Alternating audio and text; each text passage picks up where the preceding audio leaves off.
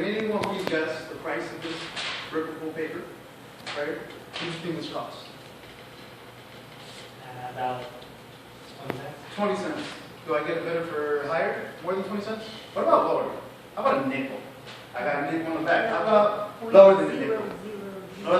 A penny. Well, I wish it was up. See, a sheet of paper that changes your life is worth a lot more. What piece of paper are you talking about, Oscar? I'm talking about a degree. See, in 2014, according to the Wall Street Journal, students will have accumulated $30,000 to $33,000 worth of student debt to get this penny worth of paper.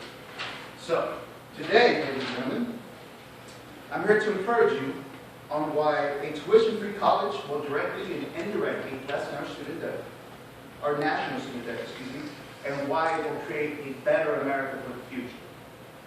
Now,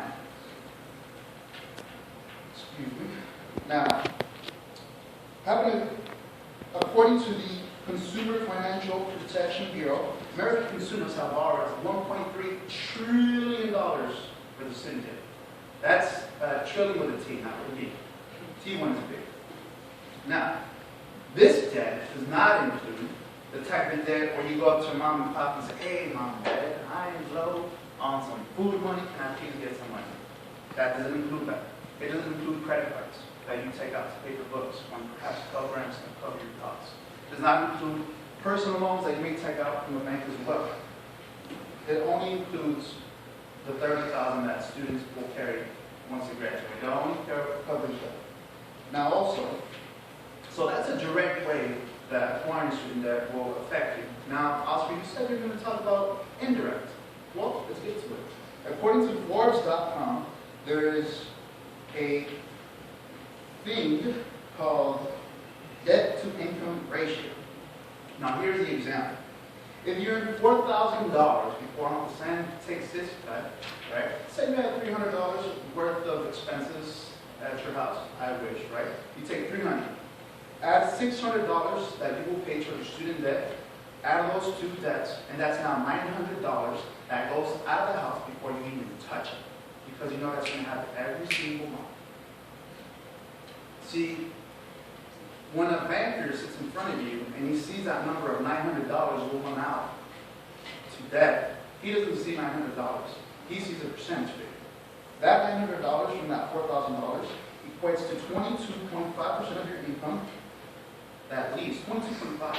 That's almost a quarter of your income that you want a month. Oscar, how does that really affect me? Here's why.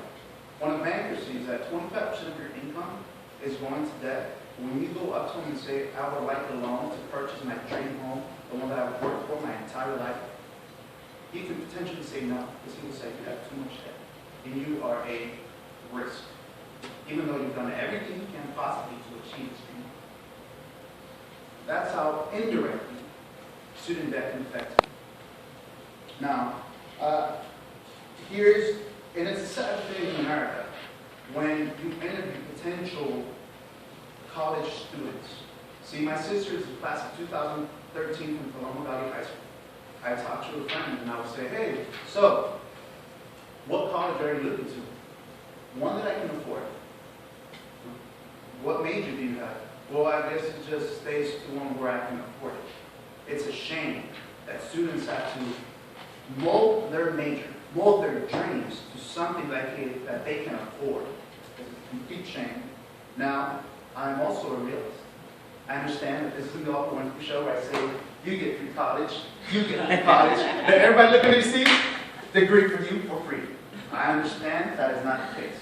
Which is why we need to look to actual examples that are given throughout the world. Countries like France, Germany, and Finland provide their citizens and immigrants that go into the country a free college tuition. Now, I know you might say, Oscar, this is America, bro, you know, America. Germany can't, it's not the same. I understand. Okay, well, let's look at an example in this beautiful 50-state union of America that we have. Look at the Tennessee Promise. They provide their recent high school graduates with a free 2-year ride. The state of Illinois in Chicago has also followed suit with the Tennessee Promise. called the Chicago Plan. Now, in this plan, there are requirements and regulations that students must meet. The first one is very basic. 2.0, all C's. That's a given. Other ones are that they have to submit all applications needed to FAFSA, turn in every single piece of financial information that they have, along with the parents. And the most important one that I like is they have to commit 8 hours of community service to attain this. Now, the reason why I like that so much is because it gives you are pouring into this opportunity. So it's not in the same light of you going into college where, hey, it's free and I'm going to drop out, it's not my money. No, you're going to misuse your time if you drop out. So I really feel that the 8-hour community service is very important. Now, I can hear some of you in the back saying, Oscar, no such thing as a free lunch. So, absolutely. My conspiracy theorists in the back are reason. Guys, 44.2 cents of every dollar that is in your pocket goes to military costs to protect what? Our country. Let's redirect the focus of what defense is for the United States of America. Provide a brighter future for America by being able to invest in its future of young adolescents wanting to get a college education. Imagine a United States of America where we all have different cards, right? It's not about the cards you get, but it's about how you deal with the cards you receive. Envision all the cards you get, and you all receive one same card. This card that you get to play, whether you're from the streets of Los Angeles, or whether you're from the society of the suburbs or the urban culture, you are able to attain a free college. No more excuses. We build a brighter America by giving our youth an ability to gain that college degree that will serve in our industries, because we as America, we are lacking in the fields of science, technology, and such. Now, that you guys can find the Chicago Plan and the Tennessee Promise talked about in InsideHigherEd.com as well. And I'll leave with a phone call. Ring, ring, ring. Hello. That's your call to action. California has 39 senators. You guys need to write to these folks. Okay? You guys need to write to them. Go to your local government and say, we need some type of local free education for the future. So in today's speech, I've covered on how indirectly, national student debt affects us, and why free college tuition will help that greatly, and also why a free college tuition in America will better the future for our beautiful United States of America. Thank you.